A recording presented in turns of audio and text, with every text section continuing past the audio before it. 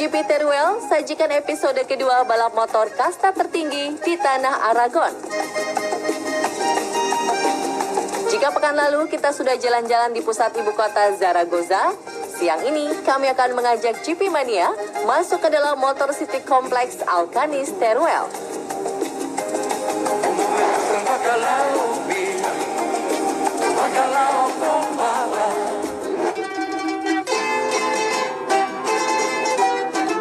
Merupakan salah satu dari 3 wilayah provinsi di wilayah otonomi Aragon, Teruel adalah ibu kota provinsi dengan populasi paling sedikit di Spanyol.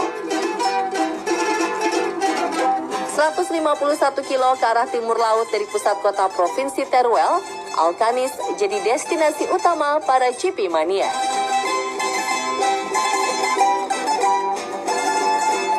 Meski lebih dekat ke ibu kota Zaragoza, Alcanis masih masuk ke dalam wilayah provinsi Teruel. Hal inilah yang membuat pemerintah kota Teruel untuk mengajukan naming rights di seri ke-12 ajang MotoGP sejalan dengan kampanye Teruel Existe untuk menarik lebih banyak pengakuan agar semakin dikenal. Lewati era Renaissance, Baroque, hingga revolusi industri, ada begitu banyak campuran gaya bangunan di kota Alcanis. Casa Maynard yang jadi balai kota, Casa Ardit sebagai perpustakaan dan arsip kota, hingga Castillo de los Calatravos, kastil syarat sejarah simbol terbentuknya ibu kota Bajo Aragon.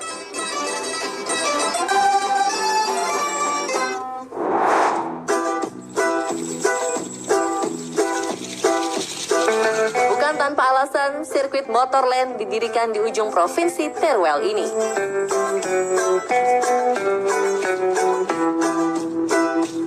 Premio Ciudad de Alcanis merupakan sirkuit jalanan kota Alcanis yang dulunya tak pernah absen selenggarakan balapan tiap tahun.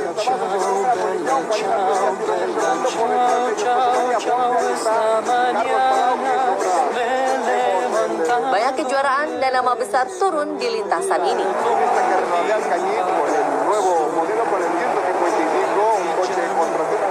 Carmelo Ezpeleta selaku CEO Dorna Sport jadi salah satu yang pernah ikut rasakan sulitnya menaklukkan sirkuit jalanan ini di tahun 1972 dan 1974.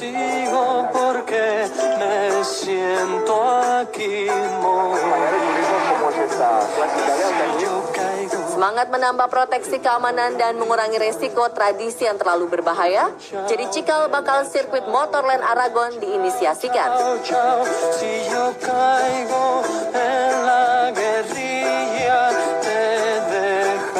Lewat bantuan rancangan Hermann Tilke dari Jerman, sirkuit Aragon sukses dapatkan penghargaan Grand Prix terbaik dari IRTA di musim perdananya di Hellas.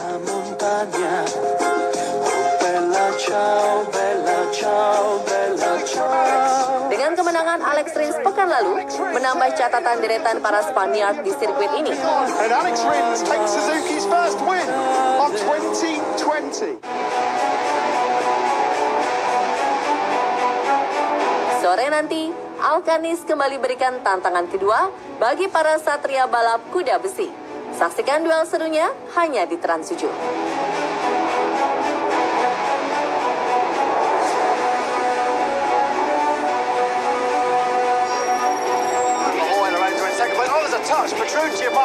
Warna-warni livery jadi hal menarik di MotoGP. Dari tahun ke tahun, selalu ada pembalap yang tampil tak biasa di atas lintasan. Beberapa di antaranya kita sudah sajikan dalam 3 pekan terakhir. Kali ini, pembahasan berlanjut motorcycle racing. Tentunya hal ini tak lepas dari cara mereka ekspresikan diri, hingga sebagai bentuk komitmen dengan sponsor yang sudah membiayai.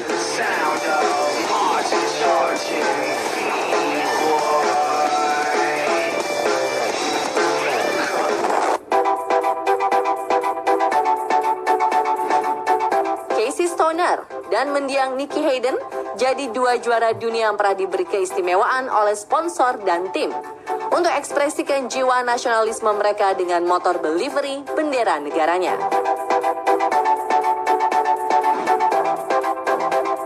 Begitu dengan Colin Edwards yang memakai balapan edisi Farewell GP Indianapolis 2014 untuk pamerkan Werpak Camo sebagai bentuk dukungannya bagi para tentara Amerika yang tengah ditempatkan di medan perang.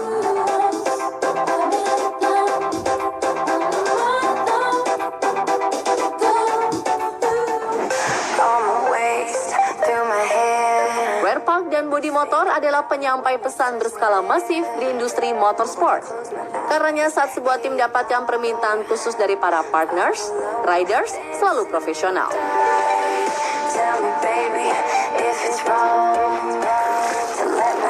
Seperti yang dilakukan oleh Randy Depunier ketika majalah pria dewasa Playboy menjadi sponsor timnya LCR Honda di tahun 2009 lalu.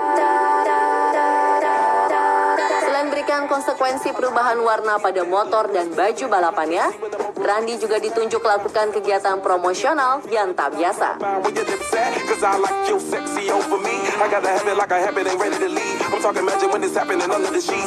Menariknya pada tahun itu, riders Prancis ini membawa LCR CCP Podium Donington Park sekaligus exposure tambahan untuk sponsor.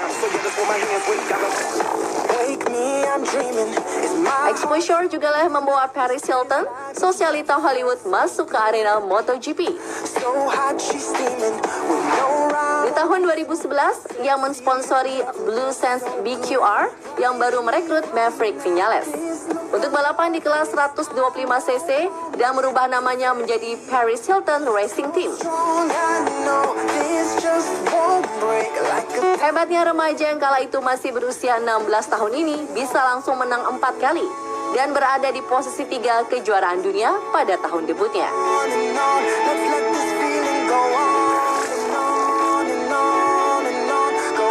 Tak cuma LCR Honda, di kelas utama, Yamaha juga pernah punya sponsor produk yang terbilang tak biasa untuk ukuran MotoGP.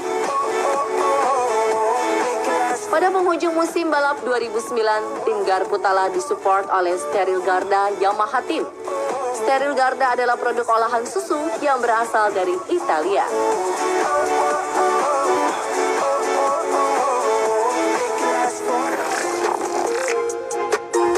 In another story, Yellow Pages adalah sebuah buku yang berisi kontak bisnis berbagai perusahaan di sebuah negara. Página Amarillas, cabang Spanyol dari perusahaan ini, pernah mensponsori tim di MotoGP, Aspar, dan juga Pons Racing Team.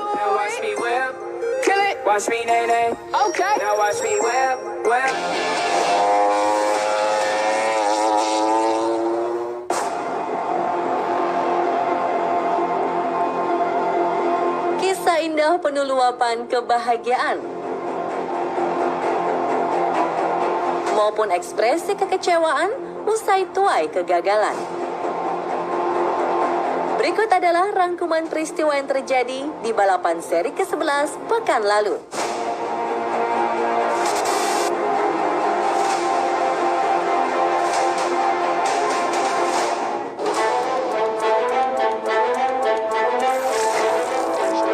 Moto2, cerita ironi terjadi.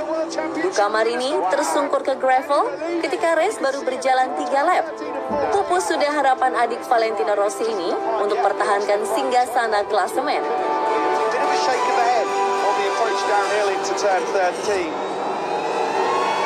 Petaka juga terjadi pada rekan satu tim Marini, Marco Bezzecchi, ketika race sisakan 2 lap lagi.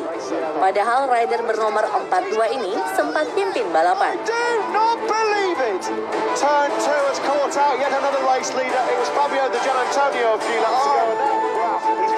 Dengan tumbangnya Bezzecchi, otomatis Sam Lowe's yang ada di belakangnya melenggang hingga garis finish dan raih podium 1. Marini pun lengser dari World Standing Leader digantikan Enea Bastianini.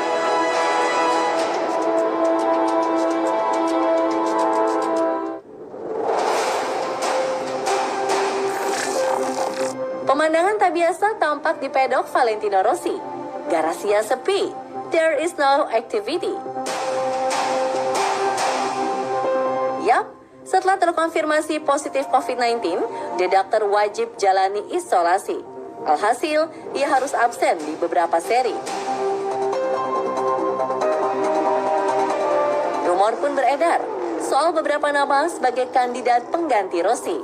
Tim Garputala melalui manajer timnya, Massimo Meregali pun berikan tanggapannya. Jorge for sure is being our test rider is an option, but after Portimao test anyway, he show us that he need to ride the bike. Lantas gimana kondisi VR46 sekarang? Yeah, he has less fever and less bone pain and headache. And I felt him already in a good mood. If everything goes well, in 4 or 5 days, he should be okay. Kita doakan semoga cepat sembuh ya buat sang 46.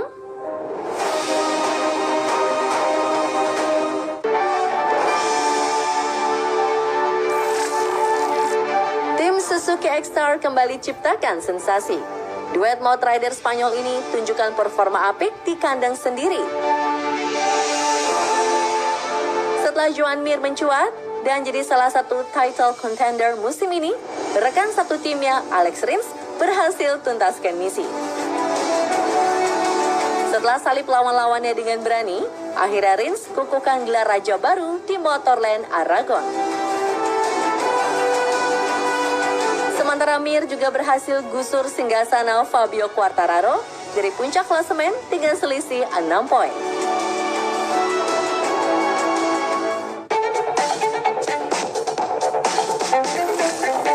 Cerita manis tak hanya milik duo Suzuki.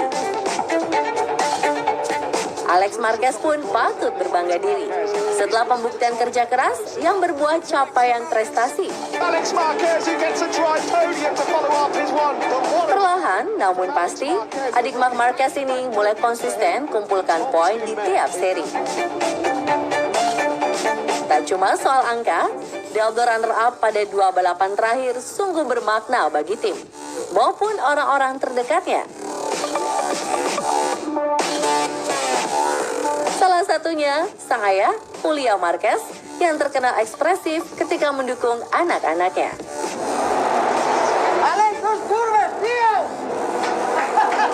Dos. Suave. Venga, venga.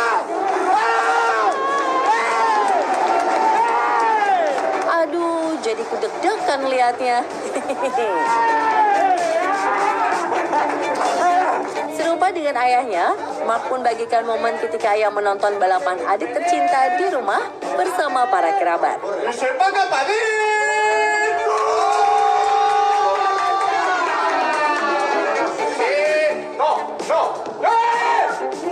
Nah kan, sama-sama heboh deh. What a happy family celebration.